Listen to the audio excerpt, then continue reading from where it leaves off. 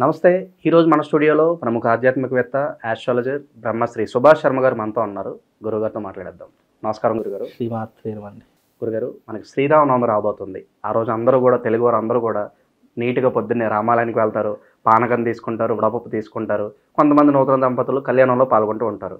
మరి గుడికి వెళ్ళలేని వాళ్ళు, ఈ కళ్యాణంలో పాల్గొనలేని వాళ్ళు, మరి ఆ భగవంతుడి అనుగ్రహం పొందడానికి ఇంట్లోనే ఎలాంటి పూజా విధానాన్ని పాటిస్తే బాగుంటుందంటారు? చాలా అద్భుతమైనటువంటి ప్రశ్న అండి. తప్పకుండా తెలియజేస్తాను. ముందుగా ప్రేక్షకులందరికీ శ్రీమాత్రే నమః, శ్రీ గురుభ్యో నమః. శ్రీరామ రామ రామేతి రమే రామే మనోరమే సహస్రనామ తత్తుల్యం రామనామ వరాననే.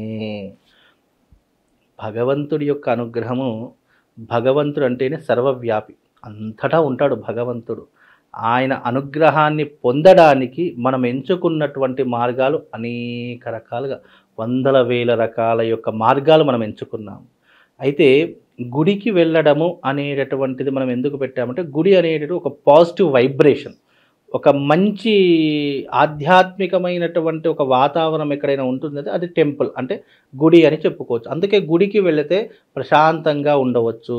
మానసిక చింతన అంతా దూరం చేసుకొని భగవంతుడి దగ్గర కూర్చుంటే ఏదో ఒక మార్గం దొరుకుతుంది అనేటటువంటిది ఏదైనా ఉంది అంటే అది టెంపుల్, మనకు ఆలయం అని చెప్పుకోవచ్చు. ఎలా అంటే ఎగ్జాంపుల్గా చెప్పాలి అంటే, మనం ఏదైనా ఊరికి వెళ్ళాలి అని అనుకున్నాం అనుకోండి, ఎక్కడికి వెళ్తాం? బస్ స్టాండ్కి వెళ్తాం.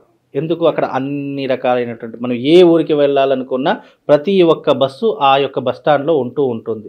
అలాగే మనకు ఎన్ని మానసిక ఒత్తిళ్ళున్నా, ఎన్ని రకాల ఇబ్బందులున్నా మనం ప్రశాంతంగా ఉండాలి, కొంతసేపు వరకు ఈ యొక్క మానసిక ఒత్తిడి, టెన్షన్స్ అన్నీ దూరం కావాలంటే ఏదైనా ఒక మార్గం ఎంచుకోవాలంటే అది టెంపుల్ అనేటటువంటి మార్గాన్ని మనం ఎలాగైతే ఎంచుకున్నామో, ఈ గుడికి వెళ్ళలేనటువంటి వారు అనేటటువంటిది అది కొంతవరకు ఇబ్బంది. ఎందుకు అనంటే, మనము రోజు వెళ్ళకపోయినా కొన్ని ప్రత్యేకమైనటువంటి రోజులు కొన్ని ఉంటాయి.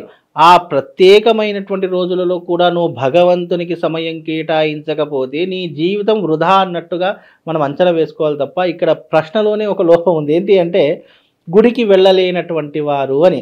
ఎందుకు వెళ్ళలేం? కనీసం శ్రీరామనవమి ఆల్మోస్ట్ అందరికీ హాలిడే, అందరికీ జాలీడే, అందరికీ ఇంట్లో చాలా చక్కగా హ్యాపీగా జరుపుకోవాల్సినటువంటి పండగ శ్రీరామనవమి. ఆ రోజు కూడా గుడికి వెళ్ళలేము, గుడిలోకి మనం అడుగు పెట్టలేము అంటే అంతకంటే మూర్ఖత్వం ఇంకోటి లేదు. కాబట్టి గుడికి వెళ్ళే తీరాలి, వెళ్ళకుండా ఉండదు. ఇక వెళ్ళలేనటువంటి వారంటే ఎవరు ఉంటారో తెలుసా? ముసలి వాళ్ళు, లేదు అంటే బెడ్ నుంచి లేవలేనటువంటి వాళ్ళు, హ్యాండిక్యాప్డ్స్ కావచ్చు, లేదు అంటే అంటే మానసికంగా శారీరకంగా బలంగా లేనటువంటి వారు, మతి స్థిమితం లేనటువంటి, ఇలాంటి వారు గుడికి వెళ్ళలేరు. అలాంటి వారి కోసం ఎగ్జామ్షన్స్ తప్ప, మానవుడిగా పుట్టిన ప్రతి ఒక్క హిందువు, ప్రతి ఒక్క ధర్మం కాపాడే వ్యక్తి తప్పకుండా ఆ రోజు గుడికి వెళ్ళే తీరాలి. ఇక వెళ్ళలేదు అని అనుకుంటే ఇంట్లో ఉండైనా కనీసం పూజ చేసుకుని, అది సెకండ్ ఆప్షన్. ఎప్పుడైనా మనం ఆప్షన్స్ పెట్టుకుంటామా, గుడికి వెళ్ళలేం కదా, ఇంట్లోనే దేవుడు ఉంటాడు కదా, ఇంట్లోనే పూజించుకుందాము అని ఎవరైతే మనతో వాదన చేస్తారో అలాంటి వారి కోసం ఈ వీడియో తప్పకుండా వెళ్ళలేదు కాదు, వెళ్ళే తీరాలి. ఆలయం అనేటటువంటిది మన హైందవ ధర్మానికి, సనాతన ధర్మానికి పెట్టినటువంటి మూల కేంద్రము దేవాలయం. నువ్వు మూల కేంద్రమైన దేవాలయానికి వెళ్ళడం ద్వారా నీ మనస్సు ప్రశాంతంగా ఉంటుంది. అక్కడ ఆ రాముడి యొక్క భజనలు, కీర్తనలు, రామనామస్మరణ వినడము, అది నీ శరీరానికి, నీ యొక్క జీవాత్మకు ఒక ఉత్తేజాన్ని కలిగిస్తుంది. ఇప్పుడు టెంపుల్కి వెళ్ళమని ఎందుకు చెప్తారో తెలుసా అండి? అక్కడ జరిగేటటువంటి ప్రతిరోజు జరిగే వేద పారాయణం, అక్కడ ప్రతిరోజు జరిగేటటువంటి భగవంతుడి యొక్క అభిషేకము, అక్కడ ప్రతిరోజు జరిగేటటువంటి అర్చనలు, గోత్రనామాలు, లేదు అనంటే అక్కడ జరిగేటటువంటి పాజిటివ్ వైబ్స్, ఇవన్నీ కూడా మనిషిలో ఒక చైతన్యాన్ని ఇచ్చేటటువంటి శక్తి సాధనలు అని అంటాము. టెంపుల్స్ ఎవరు ఊరికే కట్టరు, అక్కడ భగవంతుని నిర్మితం చేసి అక్కడ ఉన్నటువంటి ఏదైతే అట్మాస్ఫియర్ ఉంటుందో దాన్ని చైతన్యవంతంగా చేసి అక్కడకు వచ్చిన ప్రతి ఒక్కరికి కూడా తమలో ఉన్నటువంటి నెగిటివ్ ఎనర్జీని దూరం చేసి ఆధ్యాత్మికతను మనలో చైతన్యాన్ని నింపడానికి ఏర్పడినటువంటి కేంద్రమే ఒక ఆలయము అని చెప్తాము. అది మన ఇంట్లో కావచ్చు, మన దేవాలయంలో కావచ్చు, ఎక్కడైనా మంచి గొప్పనైనటువంటి పుణ్యక్షేత్రాలు కావచ్చు. ఇవన్నీ కూడా ఎందుకు వెలిసాయంటే, మనిషిలో ఉన్నటువంటి ఆధ్యాత్మికతను పెంచడానికి, మనిషిలో ఉన్నటువంటి చైతన్యాన్ని పెంచడానికి, భగవంతుడు ఇదిగో ఈ రూపకంగా ఉంటాడు అని మానసికంగా మనకు తెలియడానికి ఏర్పరిచినటువంటి దేవాలయం. శ్రీరామనవమి వచ్చింది, అందరూ కూడా చక్కగా పూర్వకాలంలో ఎలా ఉండదో తెలుసా అండి? అంటే ఇప్పుడంటే అలా జరగట్లేదు కానీ పూర్వకాలంలో పల్లెటూర్లు కానివ్వండి, పట్టణాలు కానివ్వండి, ఇంటి ముందర పందిరి వేసి రాముడి విగ్రహాలను చక్కగా పెట్టి ఆ రాముడి విగ్రహాలకు కళ్యాణం జరిపించి కోలాటాలు, వడపప్పు, పానకము, అన్నదానము, ఇలా ఒకటి కాదు రెండు కాదు, ఏం స్వామివారి యొక్క కళ్యాణం చూడడానికి 2 కన్నులు సరిపోయేవి కాదండి. చిన్నప్పుడు మా ఊర్లో ఎలా ఉండేదో తెలుసా అండి? ఒక ఊర్లో ఒకే కళ్యాణం ఉండేటటువంటిది. ఇప్పుడంటే చాలామంది డబ్బులు పెరిగిపోయాయి. ప్రతి డబ్బులు ఉన్నటువంటి వాడు వాళ్ళ ఇంటి ముందరే కళ్యాణం పెట్టుకుంటున్నారు. చాలా గ్రాండ్‌గా చేసుకున్నారు. కానీ అప్పట్లో ఎలా ఉండదు. అంటే మా చిన్నతనంలో మా ఇంటి పక్కనే ఒక రామాలయం ఉండేటటువంటిది. కోటగిరి మండలం కల్లూరు అనేటటువంటి గ్రామంలో రామాలయం ఉండేది. రామాలయము శ్రీరామనవమి వచ్చింది అనంటే అక్కడ మేము కేరింతలు, చక్కగా రామనామ స్మరణ, రాముడి యొక్క ఆధ్యాత్మిక రామనవమి వచ్చిందంటే పెద్దవాళ్ళు ఏం చేసేవారంటే రాముడి యొక్క హరికథను పెట్టేవారు. రాముడు ఎలాంటి వాడు, రాముడు ఎంత ధర్మపరాయణుడు, రాముడు లంకకు వెళ్ళి రావణాసుని ఎలా సంహరించాడు, దేనికోసం సంహరించాడు. ఇప్పుడు మనం ఎప్పుడైనా గుర్తుపెట్టుకోండి, మన హైందవ ధర్మంలో ఏ దేవుని ఒక మాట అన్నా మనం కొన్నిసార్లు పట్టించుకోవాలి. అదే రాముడిని ఎవరైనా ఏమన్నా అన్నారనుకోండి, మనలో ఒక పౌరుషం పొంగుకొస్తుంది. జై శ్రీరామ్ జై శ్రీరామ్ అన్న అంటే అంటే ఆ పేరులోనే ఒక వైబ్రేషన్ ఉంటుందండి. అంత గొప్పనైనటువంటిది మన సనాతనం. కాబట్టి మా ఊర్లో ఎలా ఉండేది అంటే చక్కగా రాముడి యొక్క కథను విని రాముడి యొక్క గొప్పతనాన్ని తెలుసుకునేవాళ్ళు. ఇప్పుడు కళ్యాణాలు చేస్తున్నారు ఏదో ఆడంబరంగా, ఎంతో వినోదం. కానీ రాముడి కళ్యాణం ఎందుకు చేస్తున్నాము, చేయవలసినటువంటి విధానం ఏంటి, ఆ కథ వెనుక ఉన్నటువంటి సారాంశం ఏంటి ఎవరు తెలుసుకోలేదు. శ్రీరామనవమి వచ్చింది, కళ్యాణం చేస్తున్నారు, అక్కడికి వెళ్తే వడపప్పు పానకం పెడతారు, ఇక అయిపోయింది, కళ్యాణం అయిపోయింది, ఊరేగింపు చేశామంటే పడుకున్నాము, ఇక తెల్లారిపోయింది, ఇక దాంతో రామనవమి అయిపోయింది. మా చిన్నప్పుడు అలా ఉండేది కాదు. అంటే ఇప్పటికీ కూడా అలా చేసుకోవాలి. మనము ఎప్పుడైనా ఒక క్రతువు ఆచరిస్తున్నాము లేదా శ్రీరామనవమి ఎందుకు జరుపుకుంటున్నాం, దాని వెనక ఉన్నటువంటి చరిత్ర ఏంటి. ఇప్పుడు మామూలు రోజుల్లో నాయన నువ్వు ఈ భగవద్గీత చదువుకో, నాయన ఈ రామాయణం చదువుకో, లేదా ఈ భాగవతం చదువుకో, లేదా ఈ వాల్మీకి రాసినటువంటి రామాయణం చదువుకో, లేదా ఈ పురాణం చదువుకో అంటే ఎవ్వరు చదువుకోరండి ఇప్పుడున్న ప్రజెంట్ సిచ్యువేషన్లో. ఈ మధ్యకాలంలో మీరు ఎప్పుడైనా గమనించండి, ఎవరైనా ఏదైనా చేయమని చెప్తే గుడ్డిగా చేసేస్తున్నారు తప్ప ఎందుకని ఎవరు ప్రశ్నించడం లేదు. బికాజ్ ఏంటి, చేసుకుంటే అయిపోతుంది కదా, నాకు ఈ కష్టం నుంచి బయటపడతాను, ఇది ఒక్కటే ఆలోచిస్తున్నారు తప్ప ఎందుకు చేసుకోవాలి, దేనికి చేసుకోవాలి, దీని వెనక ఉన్నటువంటి చరిత్ర ఆధారం ఏంటి అనేది ఎవరు తెలుసుకోలేకపోతున్నారు. అందుకే శ్రీరామనవమి అనేటటువంటిది ధర్మము రాముడు వేరు కాదు, రెండు ఒకటే. ధర్మం అంటే రాముడు, రాముడు అంటే ధర్మము, ఈ రెండు ఒకటే. రాముడు లేకుండా ధర్మం లేదు, ధర్మం లేకుండా రాముడు లేడు. కాబట్టి ఇవన్నీ కూడా శ్రీరామనవమి అనేటటువంటి ఆధ్యాత్మిక పరమైనటువంటి చింతనకు, అలాగే రాముడు ఆచరించినటువంటి ధర్మానికి ప్రతీకగా మనము శ్రీరామనవమిని జరుపుకుంటాము. శ్రీరామనవమిలో జరుపుకునేటటువంటి ప్రతిదీ కూడా రాముడు ఎంత ఆదర్శవంతంగా నిలిచాడు, ఎంత ధర్మాన్ని పాటించాడు, అలాగే ఏకపత్ని వ్రతుడు అని ఒక నామం సార్థకత చేసుకున్నటువంటి వాడు.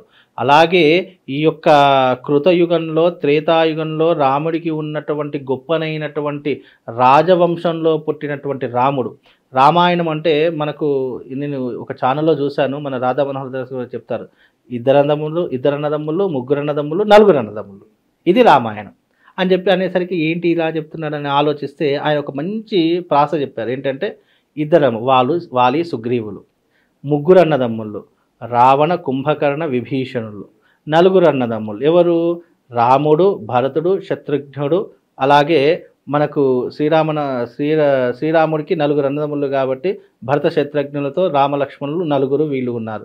అయితే ఇక్కడ ఎప్పుడైనా గమనించండి, అధర్మం ఎప్పటికైనా ఓడిపోతుంది అని నిదర్శనానికి ఈ 2 కారణాలు ఏంటి అంటే కనుక వాలి సుగ్రీవుల్లో కనుక చూసుకుంటే వాలి తాను తప్పు చేశాడు కాబట్టి వాలి మరణించాడు, ఒక్కడు మిగిలాడు, ఎవరు, సుగ్రీవుడు. అలాగే 3 అన్నదమ్ముల్లో రావణాసుడు అంతమైపోయాడు, అలాగే కుంభకర్ణుడు అంతమయ్యాడు, విభీషణుడు ఉన్నాడు. ఎందుకు, రాముడి యొక్క పాదపద్మలను పట్టుకున్నాడు, ధర్మాన్ని పాటించాడు కాబట్టి. 4 ఏంటి, రాముడు, భరతుడు, అలాగే రాముడు, భరతుడు, ఇంకోటి ఏంటి అంటే కనుక రామ, భరత, శత్రుఘ్నులు, 4. ఈ 4 కూడా ధర్మము పరిపాలించారు కాబట్టి, ధర్మంలో ఉన్నారు కాబట్టి వీళ్ళందరూ కూడా జీవితాంతం వరకు అంటే లాస్ట్ అంతమయ్యేంత వరకు ఉన్నారు. అంటే ఎప్పుడైనా కూడా గుర్తుపెట్టుకోండి, ధర్మం ఎప్పటి వరకు ఉంటుందో అప్పటి వరకు కొలువుదీరినటువంటి వారు భరత శత్రుఘ్నులు, రామలక్ష్మణులు. కాబట్టి వీళ్ళందరూ కూడా ఎప్పుడైతే ధర్మాన్ని పాటిస్తారో అప్పటి వరకు వాళ్ళ పేరు చిరస్థాయిగా ఉండిపోతుంది అని దాని యొక్క అర్థం. కనుక శ్రీరామనవమి అంటే ధర్మానికి పెట్టింది ప్రతీక కాబట్టి ఈ రోజున శ్రీరామనవమి జరుపుకుంటే ఏమవుతుంది అని అంటే కనుక ఎవరికైతే వివాహం కాలేదో, ఎవరికైతే వివాహం కోసం పరితపిస్తున్నారో అలాంటి వారు శ్రీరామనవమి కళ్యాణంలో పాల్గొనడం ఒక పద్ధతి. అలాగే ఆధ్యాత్మిక చింతన, ఇవన్నీ కూడా ఏదో వస్తుంది ఏదో చేస్తుంది, ఇది ధర్మానికి ప్రతీకగా చేసుకునేటటువంటి ఒక పండగే తప్ప ఇది చేసుకుంటే మనకు మంచి జరుగుతుంది, ఇది చేసుకోకపోతే చెడు జరుగుతుంది అనేటటువంటిది కాదు. ఇది ధర్మాన్ని రక్షించుకోవడానికి, ధర్మాన్ని పరిపాలించినటువంటి రాముడి యొక్క గొప్పతనాన్ని తెలుసుకున్నటువంటి వారికి ఇది ఉపయోగపడుతుంది. కాబట్టి ఈ రామనవమిని ప్రతి ఒక్కరూ తమ ఇంట్లో చేసుకోవచ్చు. ఇంట్లో చక్కగా రాముడి పటం పెట్టుకోవచ్చు. చక్కగా రాముడి పటం పెట్టుకొని ఆ స్వామివారికి చక్కగా పూజాది క్రతువులు, దీపం వెలిగించడము, అర్చనాది క్రతువులు ఆచరించడము, చక్కగా స్వామివారికి ఇష్టమైన వడపప్పు, పానకము ఇలాంటివి నైవేద్యంగా సమర్పించడము. ఇంట్లో ఆ రోజున తప్పకుండా మామిడి తోరణాలు మనకు ఉగాది అయిన తర్వాత మొట్టమొదటి కళ్యాణం శ్రీరామ కళ్యాణము. ఆ కళ్యాణం అయిన తర్వాతనే లోక కళ్యాణం జరిగింది. అంటే శ్రీరాముడి కళ్యాణం తర్వాతనే మానవులు కళ్యాణం పెట్టుకోవడానికి అవకాశం. అప్పటి వరకు ముహూర్తాలు ఉండవు. శ్రీరామనవమి తర్వాతనే కళ్యాణాలు ఏర్పడతాయి. కనుక ధర్మం కోసం పాటుపడినటువంటి వాడు మన జీవితంలో ఎప్పటికైనా గొప్ప ఆదర్శవంతుడిగా నిలబడతాడు. కాబట్టి రాముడు మనకు ఆదర్శంగా నిలిచాడు. అందులోనూ రాముడి యొక్క కళ్యాణం సాక్షాత్తు శ్రీరాముడు శ్రీహరి యొక్క అవతారం కాబట్టి, ఆయన యొక్క అవతారం నుంచి ఉద్భవించినటువంటిది రామావతారం కాబట్టి, రామావతారంలో ధర్మం అనేటటువంటి నిలబడింది కాబట్టి దాని యొక్క ప్రతీకగా జరుపుకునేటటువంటిదే శ్రీరామనవమి, సీతారాముల యొక్క కళ్యాణ ఉత్సవం. గురుగారు, ఈ కళ్యాణానికి సంబంధించి మన భద్రాచలంలో జరుగుతూ ఉంటుంది, శుభముహూర్తాలు ఏమైనా ఉన్నాయి గురుగారు? మనకు శ్రీరామనవమి రోజున జరిగేటటువంటి లగ్నం ఏంటంటే 12:05 ఈ యొక్క సీతారాముల యొక్క కళ్యాణ ముహూర్తం అనేటట్టు నిర్ణయించబడుతుంది. ఇది వాళ్ళ యొక్క ఆచారాన్ని బట్టి భద్రాచలంలో 12:05 దాన్ని అనుసరించి ప్రతి ఒక్కరూ ఒక్కొక్క ముహూర్తాన్ని, కొంతమంది 11:55 పెట్టుకుంటారు, మరి కొందరు 12:05 ముహూర్తం పెట్టుకుంటారు. ఈ ముహూర్త నిర్ణయం అనేటటువంటిది వాళ్ళ ప్రాంతీయ ఆచారాన్ని బట్టి, అలాగే వాళ్ళ యొక్క కులాచారాన్ని బట్టి, వాళ్ళు చేస్తున్నటువంటి సమయాన్ని బట్టి ఈ యొక్క విధానాలన్నీ మార్పు చెందుతాయి. కానీ రాముడి యొక్క కళ్యాణం 12:05 చేయడం అనేటటువంటిది ప్రతీక. అది శుభముహూర్తంగా అభిజిత్ లగ్న ముహూర్త శుభముహూర్త పుష్కరాంశ సుముహూర్తంన అది నిర్ణయించబడింది కాబట్టి ఆ సమయంలో చేసుకోవడం చాలా ఉత్తమమైనటువంటి విధానం అండి. గురుగారు, అలాగే కళ్యాణంలో ఉపయోగించినటువంటి తలంబరాలు ఏవైతే ఉన్నాయో, త్వరలో ఎవరైతే పెళ్లి చేసుకోబోతున్నారో ఆ పెళ్లిలో వినియోగించినట్లయితే చాలా మంచిది అని అంటూ ఉంటారు కదా, దీని గురించి ఏమంటారు గురుగారు? అయితే ఇక్కడ స్వామివారి యొక్క కళ్యాణంలో ఉపయోగించుకునే తలంబ్రాలు శుభాన్ని, అదృష్టాన్ని ఇచ్చేటటువంటివి అని అర్థము. ఎప్పుడైనా భగవంతుడి ముందర చేసే ప్రతిదీ కూడా అది దైవిక పరంగా మారిపోతుంది. ఇప్పుడు మనం మామూలు ఇంట్లో మన కొబ్బరికాయ మనం ఒక కొబ్బరి తినాలనిపించింది అనుకో, ఇంట్లో కొట్టుకుంటే అదేమవుతుందో ఒక పదార్థంలా ఉంటుంది. అదే కొబ్బరికాయ భగవంతుడి ముందర కొట్టి మనం తీసుకుంటే దాన్ని ప్రసాదంగా చూసుకుంటూ ఉంటాం. అలాగే భగవంతుడి దగ్గర పడినటువంటి తలంబ్రాలు సాక్షాత్తు శ్రీరాముడి మీద పడినటువంటి ఒక దైవిక పరమంగా మారినటువంటి వస్తువు. దాన్ని మనము ఏం చేస్తామంటే తలంబ్రాలుగా తీసుకుంటే మనకు వివాహం అవుతుంది అని ఒక విశ్వాసము, ఒక నమ్మకము. అవి పెట్టుకోవడం ద్వారా అది మనకు వివాహం కుదిరినప్పుడు ఆ తలంబ్రాలను మనం ఏం చేస్తామంటే మనం వివాహ ముహూర్తంలో మనం తల మీద వేసే తలంబ్రాల్లో అవి కలుపుకుంటే శుభం, అదృష్టం కలుగుతుందని ప్రజల యొక్క విశ్వాసం. కాబట్టి ఇవన్నీ కూడా ప్రజల యొక్క విశ్వాసం, నమ్మకం మీద ఆధారపడి ఉన్నటువంటి అంశాలు కాబట్టి అలా తీసుకుంటే తొందరగా వివాహం కలుగుతుంది, వివాహం జరుగుతుంది అని ఒక ప్రతీక అండి. గురుగారు, ఎవరైతే వివాహం కావాలనుకుంటున్నారో కేవలం వాళ్ళు కళ్యాణంలో పాల్గొంటే సరిపోతుందా, లేదంటే ప్రత్యేకంగా వీళ్ళు ఏమైనా విధి విధానాలు పాటించాలా? ప్రత్యేకంగా ఆ రోజున విధి విధానాలు పాటించాలి. సూర్యోదయానికి పూర్వమే నిద్ర లేవాలి. చక్కగా ఆడవాళ్ళైనా సరే, మగవాళ్ళైనా సరే, ఎవరికైనా మీకు కళ్యాణం కావాలంటే ఈ శ్రీరాముడి యొక్క కళ్యాణం రోజున మీరు దగ్గరలో ఉన్నటువంటి ఆలయానికి వెళ్ళండి. అక్కడికి వెళ్ళి అక్కడ సేవ చేసుకునే ప్రయత్నం చేయండి. సేవ అంతా అయిపోయిన తర్వాత శ్రీరాముల కళ్యాణం అయిపోయిన తర్వాత సీతారాముల కళ్యాణం అయినటువంటి ఆ తలంబ్రాలు ఉంటాయి, అవి తెచ్చుకొని మీ ఇంట్లో భద్రపరచుకోండి. ఒక ఎర్ర బట్టలో కానివ్వండి, లేదా దేంట్లో ఒక డబ్బాలో కానీ వేసి పెట్టుకోండి. ఎప్పుడైతే మీకు కళ్యాణం కుదురుతుందో అప్పుడు ఆ కళ్యాణం కుదిరినప్పుడు ఆ అక్షతలు తలంబ్రాల్లో మీకు వేసేట తలంబ్రాల్లో కలుపుకుంటే తొందరగా వివాహం అవుతుందని ప్రజల యొక్క విశ్వాసం. కాబట్టి ఈ రకంగా చేసుకుంటే శుభం లాభం కలుగుతుందండి. శ్రీరామనవమి గురించి మాకు ఎన్నో విషయాలు తెలియజేశారు గురుగారు. ధన్యవాదాలు.